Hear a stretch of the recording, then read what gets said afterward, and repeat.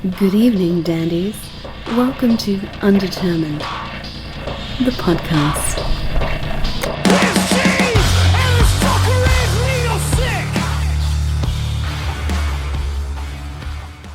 Welcome. I'm Matt. Welcome. Hey, I'm John. We are actually not going to keep these on. We just thought you might get a giggle out of it. Nice. It was funny. So, but yeah, everybody knows who we are, who watches the show. Plus, I don't see how you do it, man. I don't see how. What was that last part? I couldn't hear you. I said I don't see how you do it. I wearing like the balaclava for anything, everything to perform. Oh, so it's got to go. Yeah. It's not easy. Sweaty. Headphones are going with it. Right on. Yeah, for sure. Welcome to the show, man. Yeah, thank you for having me. Oh, absolutely. We're good friends with Tony and Kale at Forbidden Place, and I don't know necessarily that they turned me on to your music, but it just came across, in following them, etc. And I was like, wow, this is, incredible. I'm really digging the album. Thank you. Yeah, they were they were super cool to just want to be a part of the project and everything. So shout out to them for sure for dealing with our bullshit and trying to make us get our shit together, so to speak. Right. Shout out to them. But Tony has a really good way of doing that, without seeming like a dad. I think. Yeah, I would agree. Like every time we've corresponded with them, it's always been real direct and also kind of like comforting knowing that they actually give a shit. So that's been really nice. Yeah. And they're genuine dudes. I mean, we've had them on the show too before, just talking to them about the label. And, that might be interesting for you to listen to. Yeah. Go back, check that episode out. How many back is it? Oh my God. I don't know. We'll just send you a link. It's fine. Yeah, that's easier. Yeah, it's easier just to search it out. But yeah, it's never easy like running a label and then also trying to like get people to care about the same things that you do, and like musicians are kind of fickle people in the first place, Yeah. Well, so are podcast listeners, apparently. Right. Speaking of anonymous, we're a bit anonymous ourselves. So. Right. Oh, really? Is it? Yeah. Well, there's so much like from friends of ours that like work in the music industry and like talking about just like anything promotional wise. Mm-hmm. There's like this weird faux algorithm or whatever that just kind of designates what and who is being pushed and what's not being pushed, and right. And it feels fake and funky. That's the thing about like the idea behind sponsorship that just always, I don't want anybody giving me notes on what I can say and what I can't say. This is the fucking internet, right? And this is ours. And if we don't make a dime, that's fine. Right. But yeah, I here, they're not horror stories, but it's just compromising yourself. Yeah. And I just, anything that comes to mind, like off the top of your head, like what was been difficult, like for you guys in particular? Luckily, we're fairly well-educated idiots. Right. We have decent jobs that pay our bills. We are professionals. I mean, we're not loaded by any fucking means, but I mean, we started this really for posterity, for our kids. In a lot of ways, we used to call each other and just fuck around late at night. And I mean, Matt's got a background in like theater, so do I. And I don't know. We've always been able to make each other laugh. So we were just like, we really need to record some of these. Let's start a fucking podcast, and we did. Was it during COVID? Yeah, it was right before COVID that we started. So COVID helped us in a weird way because everybody was Everybody's home. Like initially, our plan wasn't like we're gonna just have somebody that we talk to every week. It was more like we're just gonna shoot the shit, and see. And usually, we entertain ourselves when we're doing that. So, we just thought it was pretty funny. And then we're like, why don't we expand it? We'll expand it, and we'll talk to people that we find interesting and see where it goes. And that's kind of really what all it is. Like, we don't really have a game plan going into much anything other than we want to talk to people and kind of get to know them and see where it goes, because those are the best conversations, are the ones that you don't really have any expectations with. Yeah. Right.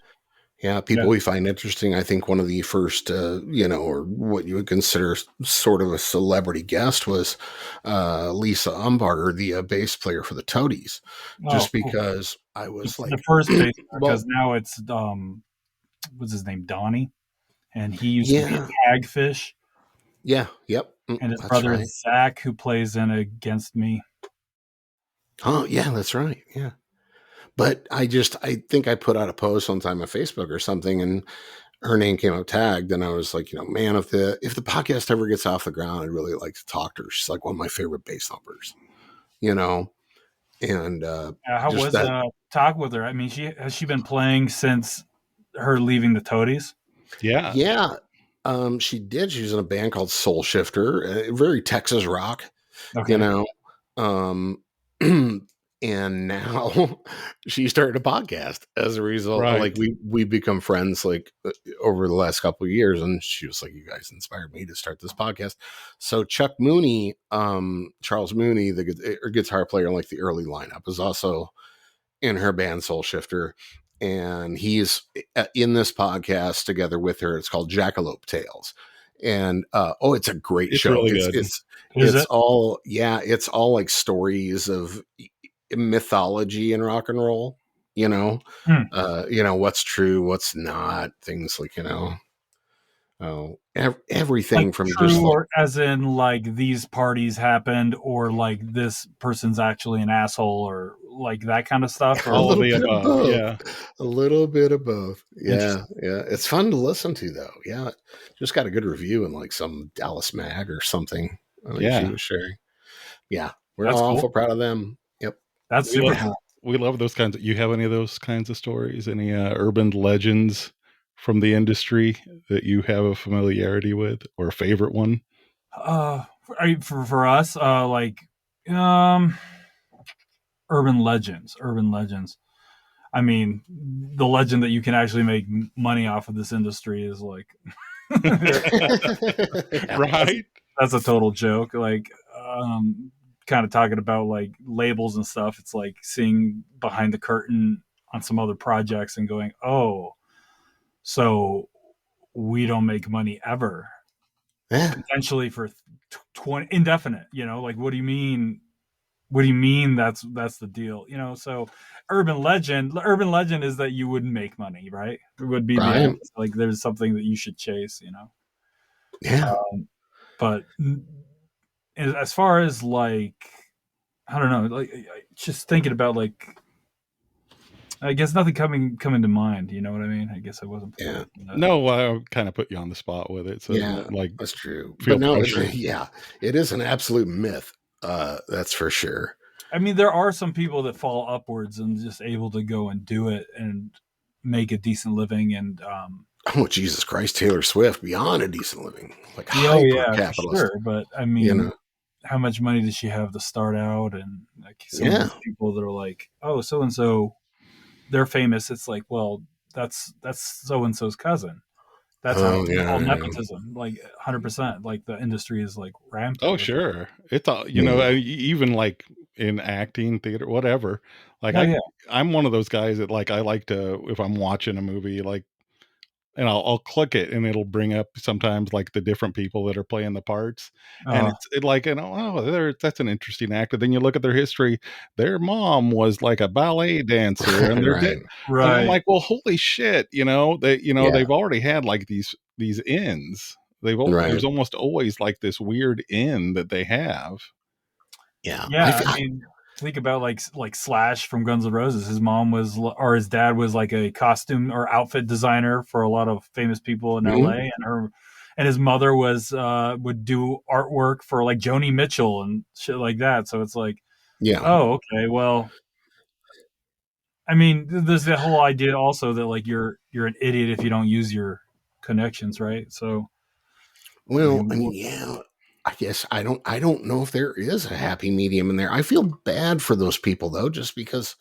I mean, yeah, what do you do with a last name Van Halen, regardless of the fact that you've been shredding a fucking guitar your entire life, working out? You're still a person. You've still been, and you learn from the best. How can you possibly not improve on that? But yeah, the nepotism problem is just like, oh, that's so and so's kid, or oh, that's so and so's cousin. right. I think there's a few examples, but I think it also like took years and years. I mean, think of like a Nick Cage, and his connection to all of who them. was That's it? like a whole culture Yeah. right in itself. I mean, Nick Cage eventually became himself, but took years and years of ridicule, you know, years of it for that sort of thing. And it's a sad thing because I like Nick Cage, you know. But yeah, but you're still trying to translate that. And I think it's a very fucking noble thing, especially with music. But like I say, when I caught wind of Runt and started listening, it was more the fucking music as anything. It's like I haven't heard like industrial drops and shit like this since like Godflesh or some other really like older school. Do you identify as industrial at all or punk? What would you say as far as the music goes? I mean, there's elements of all those things. I mean, when you listen to Runt, you're pulling from Nine Inch Nails, you're pulling from MDC, you're pulling from like Godflesh, or you're pulling from Locust, or you're pulling from all these elements that, I mean, you're kind of already voicing. So it's like there's a lot already. There's so much music out there already, and like the fact that this was, I mean, this is just like a drop in the hat, compared to like some of these things that you could just delve and like not listen to any other radio and just you can find this shit. It exists and it's really cool. Right. But the thing that's always hard is that you're always trying to find people that are like still like, well, this came out 20 years ago. And then you're like, oh, okay, well, the singer died of a heroin overdose like 15 years ago. So it's like, well, just kind of rebreathing fresh air into something that's already been there. You know what I mean? Just kind of like some of our favorite bands, and like the producer in this band in particular has worked with some of these artists, and it was like a passion for him to just like, he's like, I don't hear that shit anymore, and I want to hear that shit. So we, just kind of put our heads together, our cumulative heads together, and kind of made it what it is. Yeah. So for people that maybe don't know what the fuck we're talking about right now, maybe we can add a little bit of context to whatever you want to share or not share. We don't care, but like, where are you coming from in terms of as an artist?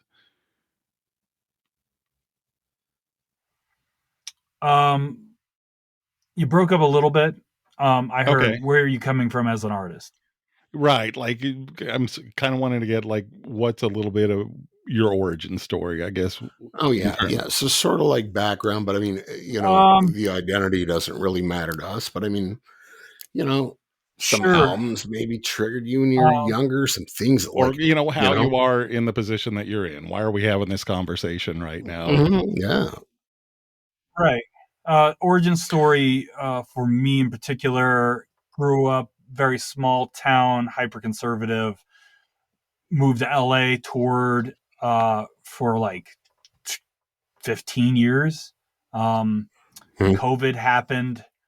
Through the touring, had a lot of connections with homies that were very much hating the way that the industry is, hating how the industry has made it's a self-made tomb, right? So like, well, you can only hate it so much, but this is a longer conversation that kind of spurred what this is. And for us, Runt was the underdog of everything. It's the one that's, maybe the kid that's teased. It's maybe the person that's looked over, and just kind of looking to make something that embodies that was kind of the goal. During COVID, a lot of the music was made and sent over just through like Dropbox and stuff. So, like I said, one of the producer is not anywhere near where I live. So, like, doing shows in particular is difficult. But we have some shows that are going to be announcing soon. We're going to be playing in the Colorado, Wyoming area, because one of the members is going to be flying in, and others are driving in. So we're going to just kind of like meet up at another person's house, and then we're going to just kind of hash everything back out. And sweet. Kansas City is nice this time of year. What is? I said Kansas City is nice this time of year. I'm in Kansas City. Yeah. And I'm pretty close. In Kansas City, where do you suggest? Because half of the places are closed. Record Bar. Record Bar is good. It kind of depends on what your. It moved. It's been several years now. But that's kind of been the place if you can get there. That's a good place. They have a mini bar. The Steve. It's still Steve Tulipana. So he has that, and that's another venue. And Steve Tulipana is a good dude. Dude from Shiner, the band, and he took a lot of the money that he made from whatever they did from Shiner, which probably wasn't a whole lot, but he reinvested it in venues in Kansas City. Well, we love that guy. Oh, nice. So check out his spots. Nice. Record Bar's fun though. It's a little it's Record not Bar super grungy. It's a little new, but it's good. It's got good sound. Well, the old Record Bar was still pretty nice too. Like I've played there years ago as well, other projects and such. But Record Bar. Wasn't there the place called the Brick? The Brick is still around. Yeah. I go to the Brick all the time, man. I love the Brick. That's a good Yeah. That's there. And I'm in Columbia. It is there. It is there. It's there. It just it kind of had a close call, and it may still be, but like there was a big stadium proposal, like the Royals are wanting to build a stadium in that district, which would eliminate like the Brick and a bunch of really cool artsy places in that area. But fortunately, there was a place around the corner from the Brick that was had a really shitty stage, because you walk right in, you face the bar, then you turn to the right, and there's the stage, and it's like up only like 4 inches. You know what that place was called? Was that Dandies? It might have been. Yeah, Davies wasn't too far away. Yeah, funny Davies had a fire. Yeah, first tour I ever did, we played Davies. Nice. I love Davies. Yeah, I used to go there. They're coming back. Davies is coming back. I don't know. I thought they were, weren't they? No, they burned down, and then like it's a piano bar now. They put a piano bar in there. Oh, boo. That's too bad. I hated to see them go, but the Brick's still going. I'll send you some places. Yeah, fuck that. Play the Uptown. Uptown, there you go. Let's get some bigger venues. Yeah. Well, that's one question I have though.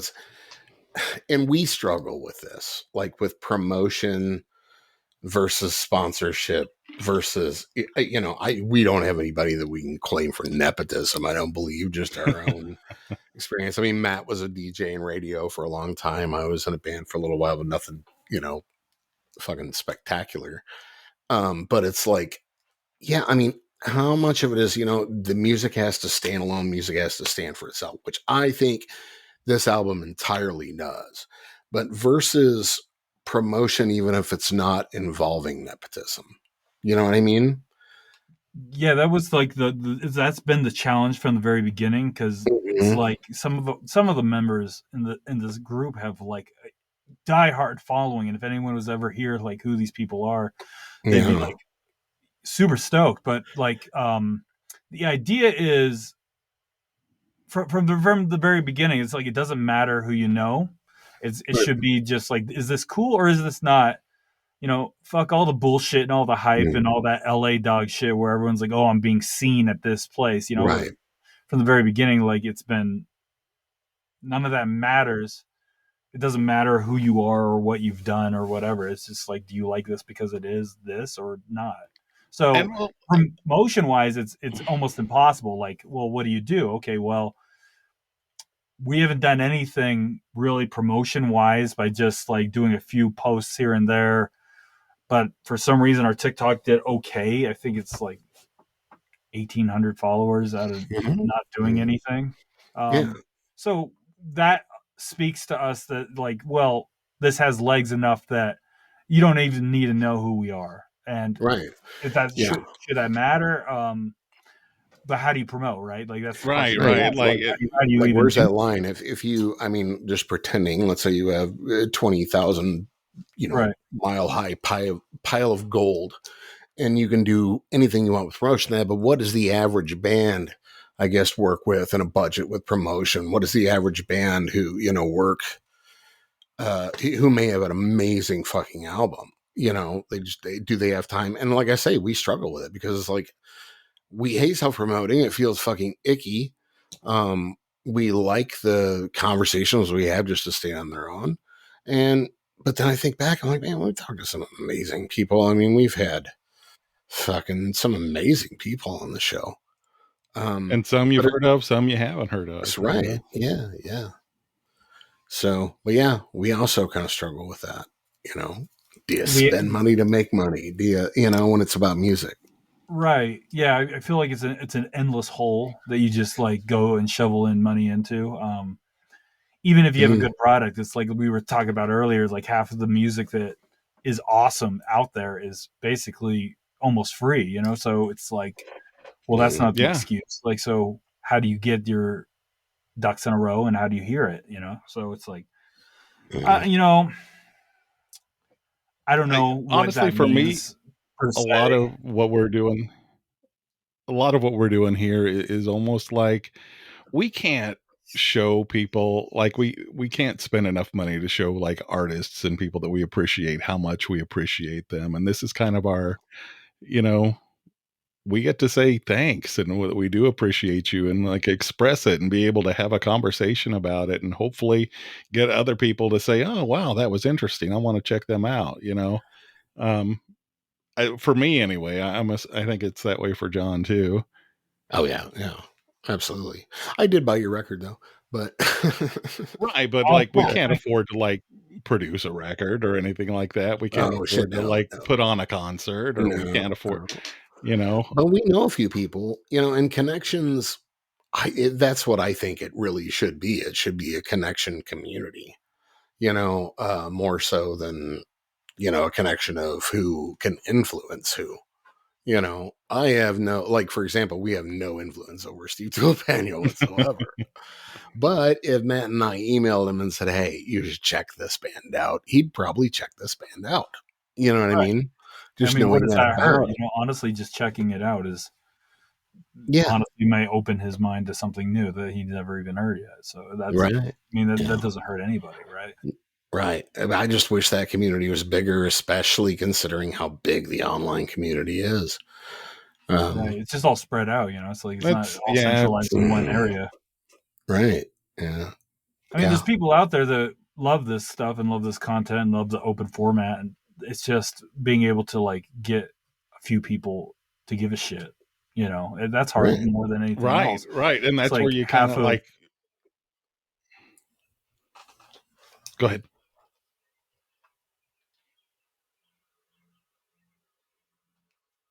You were talking. Can you hear me? Yeah, sorry, I lost you there for a second. We've always joked as a band, the hardest thing about anything that you do in music is like you can give the person a free ticket and you can buy them the CD that you just made or download or whatever, but you can't get them to push fucking play. It's like, how do you get them to do anything? It's like, yeah. kind of there's got to be a point where you like be undeniable, like you can't not hear it or something. That's seems to be a way Right. to do it. Just Yep. be annoying. Yeah. Yeah. It was, well, I mean, it's like Martin Atkins said in his advice about recording records. He was like, the first rule of being a good band is don't suck. Yeah, You know, it's pretty it's like, it's straightforward. true. Right. That's true. It's so true. And you got to be willing to, really eat, sleep, drink it, breathe it. Mm-hmm. Yeah. So you're on vocals, right? Any other instruments? Anything? It's kind of hard to tell like who's who in a video, but Well, it's like telling you to change that. The vocals is the main thing. I helped write synth and bass on a few of the things, and then but performing, I just do the vocals. Cool. 4 members total. How many? Bass player, there's 4. Okay. synth player, drummer, guitar player, myself. Yeah. What did you fuck around with on synth? I'm just curious because I'm playing with one right now and I'm starting way too late in my life. There's this cool thing that came out a few years ago called the Mini Brute, which is a all analog synthesizer that's got a lot of cool reminiscent to old vintage stuff. All of the synth and all the bass sounds on the record are made from that, so it's a little analog synthesizer. The drum, the digital drum stuff is all from an old 303 drum machine, all that stuff. Yeah. The producer has like all this gear because this is like what he does, so he's got like it's nice to be able to have access to a lot of the kind of vintage stuff and a lot of the like analog things, tape machines and stuff like that, kind of slowing parts down and adding all sorts of weird stuff. Store. That's what they, we've got some friends in another band who told me in Kansas, like, well, once we go into the studio with Paul, it's like there's so many new toys. That's what takes us so much longer to record a record. That's the problem, though. Like, you have to limit yourself. You have to, like, what we like to do and what some of the other musicians have done and they've told us that they do is that they go in with the idea you can only use these elements to make your thing. So that it limits your fucking around kind of mentality, but also like keeps you like, well, I want this sound. How do I make it with these things? So it's kind of like few artists do that. But we did the same thing. Like we only had like 7 elements, only use the sure 57s on the kick or all on the drums, and only use a 58 for vocals, only use like this one synthesizer, use this shitty broken ass Pearl kit, and then like don't use anything else. Don't change the strings on the guitar. That's how the way they are, that's how they are. I like the guitar it. a step down, that's what you're using. It's got to be a full step down. The whole album can only be in a full step down. Well, that's a thing. Like, I think there's also been kind of how the industry is. There's this emphasis on you have to have the latest and greatest, the newest, most expensive shit, and you can make good sounding stuff now with some pretty basic gear. Oh yeah, yeah. Like a lot of like Epiphone guitar, like Premier lines that are coming out now. I mean, if you're not gigging with them, and you're just recording, shit, they're you can't tell the difference. I mean, very little, maybe in internal components or something, but $3,000 more for that Gibson headstock, right? Just nuts. There's some people that are real audiophiles that I know personally that would be able to like tell you because they're like, I hear the wood. Yeah, they have. I can fucking tell. But it also comes down to you're listening to this on a fucking blown out iPhone speaker. You can really tell that we didn't use a real kick drum on that song. You can tell that. Wow. Okay, that's weird because right. Oh, that was just You could hear that I was using my hand to slap the 57, and that was the kick. Wow, you can tell that. Well, okay. Wow. Well, yeah. Wish I had those ears, I guess. I've been pretty happy just playing around like the fucking little stylophones, you know? Oh, those are fun, aren't they? Oh, yeah. They're a blast, though. I got that one. I got the Stylophone Beat What's that? synth. It's like a new one that's bass and drum, like a mini drum machine. They're also cool. coming out with a theremin. Oh, really? Like the old Moog theremin? Yeah, just like, ooh, you know, hands-free shit. But yeah, all I can think of to do with that is just like make spooky sci-fi sounds. Have you ever been to, you know? I believe it's the Carolinas. Have you ever been to the Moog factory? Oh, no. I believe it's in. That'd be interesting. It's in the Carolinas? South Carolina. It's really cool. Well, they do a demonstration with the Moog, or with, I believe so. I can't remember. We toured over there and stopped in for a few, but it's really interesting. They bring out a theremin and show you how to tune it. You're supposed to tune it to your body because your body's the ground. Oh, weird. I didn't know that. Huh. Yeah. That's how you're supposed to. I was just in South Carolina a couple years ago.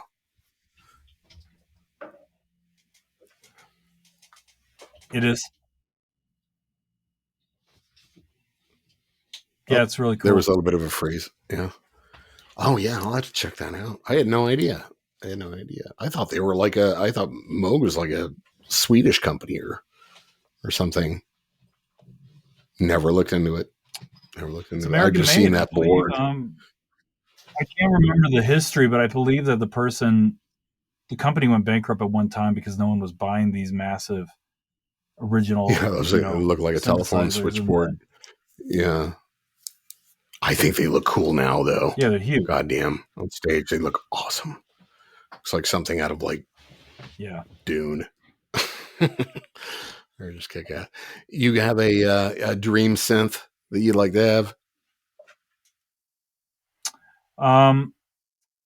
The synthesizer, if I had the opportunity, like Moog puts out the newer version with the keyboard, which is basically the old original platform synthesizer that they have, and then it actually has the keyboard because the original synthesizer was just plug and switch, you know, so there wasn't anything that you could actually play or stylize your keys. So they made that as an add-on. So like they make that thing now. So, and I forget what it's called, but yeah, it's really awesome. And you have to go and actually, because it's analog, you have to tune it before you play, and it's a headache to travel with, but it's awesome. Oh yeah, I bet. Yeah. Huh. Am I skipping you over for questions, Matt? Yeah. No, I'm just kind of, I didn't realize that was analog and you had to tune it. Huh. Yeah. I'm not much of a musician. There's a few keyboards that I guess there's a few Korg. A few people I know use Korg or something. There's like a version of this where you have to tune it, I think, or I don't remember out of the top of my head. It's not my world, really. Yeah. But the sound is definitely, you know, your world. I think one thing that stuck out, I think I found one interview with you, I think, online. It was a very brief one, but like talking about that, you know, most of your backgrounds, regardless of whether they're from very safe places, you know, or safe areas of entertainment anyway. So where does that influence come in? What can, you know, you identify as some of those like early records, early sounds, or things you saw? I say that like aggro area is a part of me, and it's a part of me that I need to get out eventually. What are some of those influences? I mean, everyone has part of you be music that is a bit aggro in that your elements. Mm-hmm. No, I agree. Yeah. Any significant I'm sorry, things that I'm you having saw? like a bad delay here. I can't. Oh, okay. Yeah. Well, shit. That happens I'm sometimes. sorry, I'm having a bad delay. I couldn't hear your question. Well, it was Sorry. mostly just like, what are some of the? Can you hear me now? I think it's Can you more hear me now? delay than you don't Yeah. have to get any closer to the mic. It's just a delay. But yeah, What was the that question is kind of what early albums, early instances of art, early instances of anything that influenced that part of your mind that you think needed to come out musically. There, growing up, the most influential stuff to me was how passionate punk bands were. Like getting my first 45 and having the Dead Kennedys and thinking like, you don't have to have a great voice really. Like you can have your own existence and have something to say just how you are. You don't have to be this thing, but also the elements of like really understanding that good punk and like early on punk rock actually had something to say because it was against something. Now all this other stuff that I would say that's come out now is just kind of like how country is. It's like, okay, well, you just watered down. You're not saying anything except these 5-7 things that you dude, you have like a trust fund, man. What the fuck are you talking about? Right. Like fight And the man. What are you fucking talking about? I lived in my car for 6 months. I don't know what the fuck you're talking Right. about. Like I can't. Like it seems so ingenuine. So early punk rock, and then a lot of like grunge. I really loved a lot of like Soundgarden and just hearing like Ultra Mega Chris OK Cornell's still voice. like, oh, yep. I mean, what a great voice, man! Jesus Christ! Incredible. And then kind of like delving into like Every Time I Die and like Locust I had mentioned earlier and like Converge and like there's this whole other world that's based around guitars and drums that you can just like make this world into whatever. Really, it's just like stylistic. So it's Death Grips, like you're sure like all that stuff is really important. That was like seeing Death Grips and then like going, holy shit, like as a kid, like oh, I'm in danger, like right. Trash Talk and I guess now the band Horror is out, so you like things like that, elements that are like you could do whatever you want, man, but like it's been the path has been beaten. It's just got a new face, Yeah, exactly. Yep. It sounds like you're kind of our era with a lot of stuff, and I appreciate that. Yeah. Well, I mean, we're a lot of the older stuff for sure. There's respect, and then some of the newer stuff. Like I've gone to see, man, I don't know if I should talk shit about this, but I went to see a guy. I'm not gonna say this band, but he's got this fucking hype right now, like something 4 million followers or whatever. Dude, fucking messed up his own song 3 times, couldn't even fucking pull it off, and kids are over here just like loving this dude. And I'm like, man, the reason I bring up all the old shit is because it's the only stuff that could actually play it. Like right. I've seen Death Grips and I've seen, Trash Talk and I've seen Horror, and they can pull that shit off. And you have these new guys that are just like TikTok famous. It's like, dude, you don't even have, you have 20 minutes of material. You can't even play your own song, man. You're bailing on it 3 different times, man. Fuck you. Yeah. So, like when I'm bringing up like a lot of the older stuff, it's like, of course, because it's the only shit that actually could stand the test of time. Yeah, really. Yeah. I mean, people like, Maynard and Tool are such perfectionists. They jump off a bridge if you miss the note. It's sad. And especially when we see so many local acts around here. How's the local just scene? fucking killing it. There's some really good stuff. Oh, there's some really good shit. The Many Colored Death, Left on Red. If you want to hear some like old school legit punk, check out Red Kate from Kansas City. Red Kate. Red Kate, yeah. And they are awesome dudes. They got their own label too. And they are just like super, super supportive of the community and getting bands going and helping them out. They'll help a band like make cassettes for free. They've started like a scholarship, even like they'll take donations and they'll help a band put together even like a cassette if they're just getting going. Yes. Help them with a lot of that. They are awesome. They are Black Site Records. Black Site Records. Yeah. Folks. Black Site. Shout out. Mm-hmm. Shout out. We should do a shout out to our label, Forgotten Absolutely. Place Records. Yeah. Also, Tony, they are, Kale. Whoever's listening to this, go and pre-order our album and help us out. Yeah. When's that going to drop? I'm not exactly sure on the drop date, but I know that the pre-order is out now and those are selling. So please, please, please go out and get those. That would be awesome. Yeah. And come and see us when we play the Colorado and Wyoming areas. Mm-hmm. Right on. And maybe you'll get to Kansas City. Get to the Midwest. Yeah. Eventually, of course, Yeah. It just depends on just getting our shit together. Yeah. Isn't that familiar. The whole story of everybody is just getting right? Shit together? Yeah. Yep. I keep losing my shit and not getting it together. I don't know where it goes. Our main problem is that we have one of the members, not me, but another guy that's really popular. So he's like, "Oh, sorry guys, can't do this. Got a tour." I get it. Got to make some actual money. Yeah, I get it. No, that's a tough one, right? I mean, when one of your projects is helping put, your kid through school, it's like, well, fuck it, yeah, of course.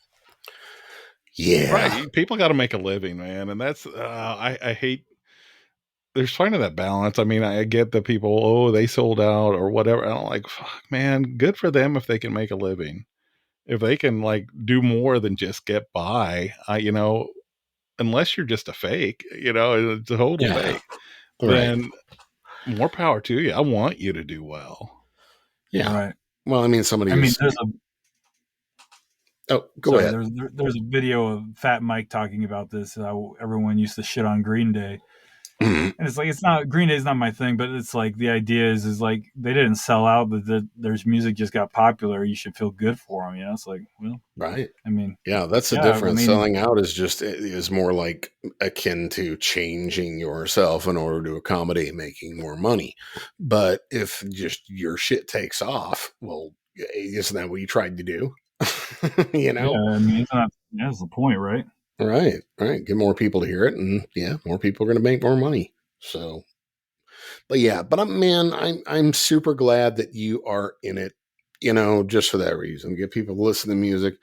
I think, Cult of the Forgot, just amazing album. It's fresh, gets me fucking pumped.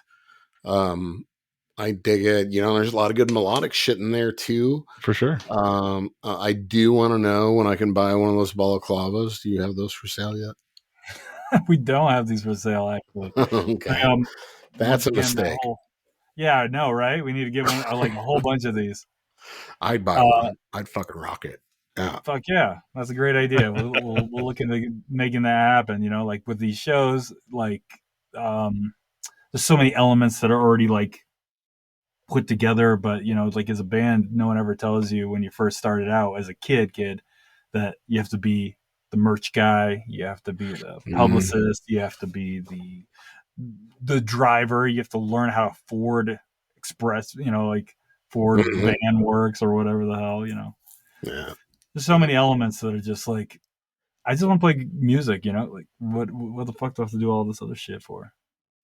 Yeah. And I'm all about it, especially in the music, is this fucking good. So we won't keep you on all night, but thanks so much for joining us, man. It's a privilege to meet you, and best of luck in the future. We'll keep supporting it and getting the word out. RUNT Cult, also check that out on YouTube. Great videos, good, just great music. Check out RUNT on Bandcamp. Forbidden Place Records. Thank you, Tony, everybody. But thank you for joining us. It's been a pleasure. Thanks for having us, man. Or having me. Appreciate that. Dude, anytime. Like, and you just want to. We make it out to Kansas City. We got to go and hang out, right? Absolutely, man. Absolutely, we'll take you out, have some fun. Yep, we know some spots. We'll sit there with our masks on the whole fucking time. Right. Go to a pizza place. They're like, sure. Are you guys being robbed? Blink if you guys are being robbed. Like, is it that point? Like, I don't want to be like too pushy or anything, but like, would it be like that easily for some of you to be identified if you just went out in public without a mask on? I would say that one of us probably would. Yeah. The rest of us would. I mean, just one. Yeah. And it's always the one that's busy. You know what I mean? So it's just like always a problem child. It's like, dude, he's super cool. Let's do a record together. Like, all right, fuck yeah. And then we do a record together. Like, can't hang out. Okay. But it's part of the game, right? That's part of it. It's all part of it. Yeah, you still get to do, man. That's a cool story. Like, even if it's just for sometimes, just knowing you have the cool story. It doesn't have to be whether everybody else knows it or not. And you get to Yeah, I mean, honestly, like me and a few of the other members, no one gives a shit, but like this other guy for sure, like, well, he's the kind of guy like maybe gets stopped because they want signatures of something, Right. But only a certain group, like only rock people would know him, I guess. So if we go to Denny's, he probably wouldn't know him. Right. Denny's in Kansas City, especially. Yeah. Right. Right on. Well, you guys can hide in Matt's house. It's big. Sure. We got room. Yeah. We got room. We'll paint the windows black. There you go. Oh yeah. Runt. Well, thanks. Cult of the Forgotten. Get that fucking record. Absolutely. We're gonna. It's good. Come see us on tour. Come see them on tour. Yeah. In Colorado and Wyoming and wherever else. I think that's it for right now because it's just like such a limited time frame. Yeah. Cool. All right. Everyone just kind of ended up being in that same part of the country. It's like, okay, well, call one of our homies that we've toured with in the past. Like, hey, can we borrow your van? It's got Colorado place. Let's go. Sweet. Take us up a DIA. We'll see you there. Yeah. Yep. Awesome. All right. Cool. Everybody. Thanks, guys. All right. You bet. Give us Thanks for watching. Undetermined Podcast. Bye. He's gonna don't disconnect yet. He's got to it'll